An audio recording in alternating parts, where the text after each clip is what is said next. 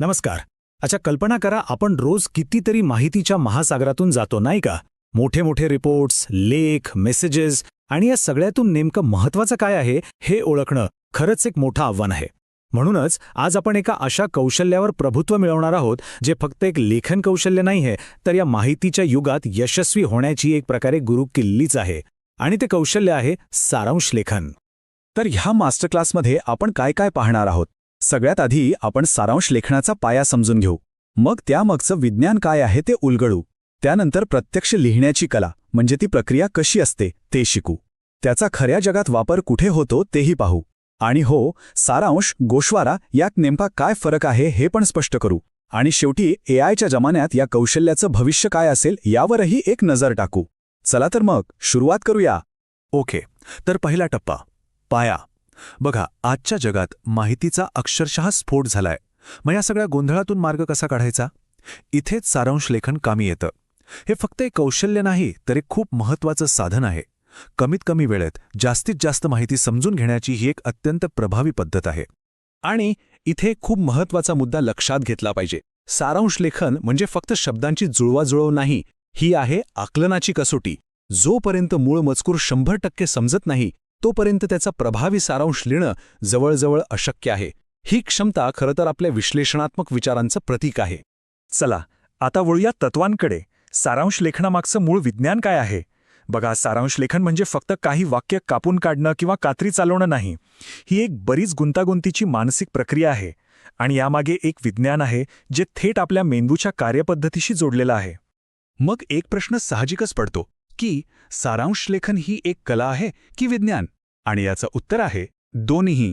पण आधी आपण याच्या वैज्ञानिक बाजूवर लक्ष केंद्रित करूया, म्हणजे त्या मानसिक प्रक्रिया ज्या या कौशल्याचा खरा पाया आहेत. आणि सगळ्यात गमतीची गोष्ट काय आहे माहितीये? ही प्रक्रिया आपला मेंदू नैसर्गिकरित्या अगदी नकळतपणे करत असतो. बघा, जेव्हा आपण काही वाचतो तेव्हा मेंदू 3 गोष्टी करतो. पहिली, तो अनावश्यक माहिती वगळतो म्हणजे डिलीट करतो. दुसरी, अनेक उदाहरणांसाठी एकच शब्द वापरून सामान्यीकरण करतो. आणि तिसरी गोष्ट म्हणजे तो सगळा अर्थ स्वतःच्या शब्दांत पुन्हा रचतो. प्रभावी सारांश लिहिण्या म्हणजे दुसरं तिसरं काही नाही, तर हीच नैसर्गिक प्रक्रिया जाणीवपूर्वक आणि अधिक अचूकपणे वापरणं आहे. तर मग या मानसिक प्रक्रियांना प्रत्यक्ष लेखनात कसं आणायचं? त्यासाठी काही मूलभूत नियम पाळावे लागतात. आणि हे जे 5 नियम आहेत ना, ते प्रभावी सारांश लेखनाचा जणू कणा आहेत. चला एक एक करून ते समजून घेऊयात.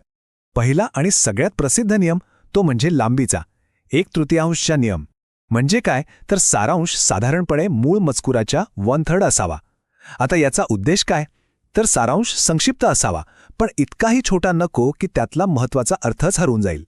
अर्थात हा एक मार्गदर्शक नियम आहे, काही कडक कायदा नाही. थोडी लवचिकता नक्कीच चालते. आता हा जो मुद्दा आहे तो अत्यंत महत्त्वाचा आहे. सारांश म्हणजे सरळ कॉपी पेस्ट करणं अजिबात नाही. मूळ मजकूर समजून घ्यायचा आणि तो आशय स्वतःच्या शब्दात मांडायचा. हो, अर्थात मूळ मजकुरातले काही महत्त्वाचे पारिभाषिक शब्द किंवा तांत्रिक संज्ञा जशाच्या तशा वापरणं गरजेचं असतं, पण वाक्यांची रचना मात्र आपली स्वतःशीच असायला हवी. बरं, सिद्धांत आणि नियम तर बरेच झाले. आता वळूया प्रत्यक्ष कृतीकडे. म्हणजे एक उत्तम सारांश नक्की तयार करायचा कसा, याची एक अगदी पद्धतशीर प्रक्रिया आहे. चला तीच आता टप्प्याटप्प्याने समजून घेऊ. ही आहे ती 6 टप्प्यांची प्रक्रिया. बघा, पहिला टप्पा प्राथमिक वाचन, यात फक्त विषय आणि त्याचा सूर समजून घ्या. दुसरा टप्पा सखोल वाचन, यावेळी महत्त्वाचे मुद्दे आणि कीवर्ड्स अधोरेखित करा. मग तिसऱ्या टप्प्यात त्या मुद्द्यांचा एक आराखडा बनवा. चौथ्या टप्प्यात शब्दमर्यादेची अजिबात चिंता न करता एक कच्चा मसुदा लिहून काढा. आणि आता येतो सगळ्यात महत्त्वाचा 5वा टप्पा, संपादन. इथे अनावश्यक शब्द, वाक्य सगळं काढून टाका, व्याकरण तपासा आणि मगच 6व्या टप्प्यात एक स्वच्छ अंतिम सारांश तयार होईल. आता एक खास टीप, विशेषतः मराठीसाठी. इथे मराठी भाषेची ताकद दिसून येते. सारांश संक्षिप्त करण्यासाठी सामासिक शब्दांचा वापर हे एक जबरदस्त तंत्र आहे. उदाहरणार्थ, राष्ट्राचा प्रमुख असं 3 शब्दात लिहिण्याऐवजी फक्त राष्ट्रप्रमुख हा एकच शब्द वापरा. किंवा केलेले उपकार न जाणणारा ऐवजी फक्त कृतज्ञ. बघा, शब्द आणि जागा दोन्ही वाचतात आणि सारांश अधिक प्रभावी आणि आटोपशीर बनतो. आता आणखी एक महत्त्वाचा मुद्दा, अलंकारिक भाषा काढून टाकणे. मूळ वाक्यात म्हटलंय, त्याचे डोळे क्रोधाने लाल झाले होते, जणू काही निखारेच फुलले होते. हे ऐकायला छान वाटतं, पण सारांशामध्ये आपल्याला भाषेचं सौंदर्य नाही तर तथ्य मांडायचं असतं. म्हणून सारांशित वाक्य अगदी सरळ आहे. तो खूप रागावला होता. मुद्दा स्पष्ट. इथे निखारे फुलले होते ही उपमा काढून टाकलीय, कारण सारांशाचा उद्देश भावना पोचवणं आहे, वर्णन करणं नाही. नियम पाहिले, प्रक्रिया पण समजून घेतली, पण प्रश्न हा आहे की ह्या कौशल्याचा खरा उपयोग कुठे आणि कसा होतो? चला, आता काही प्रत्यक्ष, वास्तविक जगातली उदाहरणं पाहूया. अनेकांना वाटतं की सारांश लेखन म्हणजे फक्त शाळा कॉलेजपुरतं, पण तसं अजिबात नाही. ह्या चार्टमध्ये बघा, सगळ्यात जास्त म्हणजे जवळपास 40% वापर प्रशासकीय कामात होतो. त्यानंतर शैक्षणिक, मग पत्रकारिता आणि कायदेशीर क्षेत्रातही याचा खूप वापर होतो. वेळेची बचत करण्यापासून ते महत्त्वाचे निर्णय घेण्यापर्यंत हे कौशल्य खरंच सर्वत्र अत्यावश्यक आहे. आता हे बघा, हे एका शासकीय यशदाच्या अहवालातील खरं उदाहरण आहे. जरा वाचून बघा. पाणलोट क्षेत्र व्यवस्थापन केंद्र, participatory approach, livelihood promotion, capacity building. भाषा किती तांत्रिक आणि माहितीने भरलेली आहे नाही का? आता विचार करा, असा शेकडो पानांचा अहवाल असेल तर त्यातून महत्त्वाचे मुद्दे काढणं किती मोठं आव्हान असेल. आणि हा आहे त्याच किचकट मजकुराचा सुस्पष्ट आणि अगदी संक्षिप्त कार्यकारी सारांश. आता बघा किती फरक पडला. एखाद्या व्यस्त अधिकाऱ्याला निर्णय घेण्यासाठी ही माहिती किती सोपी आणि सरळ झाली आहे. यात सगळे महत्त्वाचे मुद्दे आलेत, पण अनावश्यक तपशील पूर्णपणे गाळला गेला आहे. हेच आहे सारांश लेखनाचं खरं सामर्थ्य. चला, आता एक नेहमी होणारा गोंधळ दूर करूया. सारांश, गोषावारा, ज्याला इंग्रजीत ॲब्स्ट्रॅक्ट म्हणतात, आणि प्रिसाईज हे शब्द अनेकदा एकमेकांच्या जागी वापरले जातात. पण खरं तर त्यांच्यात खूप महत्त्वाचे तांत्रिक फरक आहेत, जे समजून घेणं गरजेचं आहे. हा तक्ता बघा, यातला फरक अगदी स्पष्ट होईल. पहिला निकष आहे उद्देश. सारांशाचा उद्देश असतो मूळ मजकूर न वाचता त्याचा आशय समजणं. ॲब्स्ट्रॅक्टचा उद्देश असतो की मूळ पेपर वाचावा की नाही हे ठरवणं. आणि प्रिसिसचा उद्देश असतो नोंदीसाठी माहिती संक्षिप्त करणं. दुसरा फरक आहे लांबी.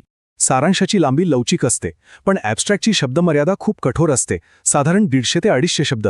आणि प्रिसिसची लांबी तर अगदी काटेकोरपणे मूळ मजकुराच्या 1/3 असावी लागते. तिसरा मुद्दा भाषा. सारांश सोप्या, स्वतःच्या शब्दांत असतो.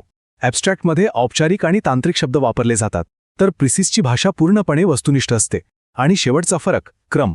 सारांशात आपण स्पष्टतेसाठी क्रम बदलू शकतो, पण ॲब्स्ट्रॅक्ट आणि प्रिसिसमध्ये मूळ मजकुराचाच क्रम पाळावा लागतो. आता वळूया भविष्याकडे. आज तंत्रज्ञानाचा जमाना आहे. कृत्रिम बुद्धिमत्ता म्हणजे AI अनेक कामच सुटकीसरशी करत आहे. मग अशावेळी सारांश लेखनासारख्या मानवी कौशल्याचं काय होणार? हे खरं आहे की ChatGPT सारखी AI टूल्स काही सेकंदात सारांश तयार करून देऊ शकतात आणि ते खूप उपयुक्तही आहेत. पण एक पण आहे.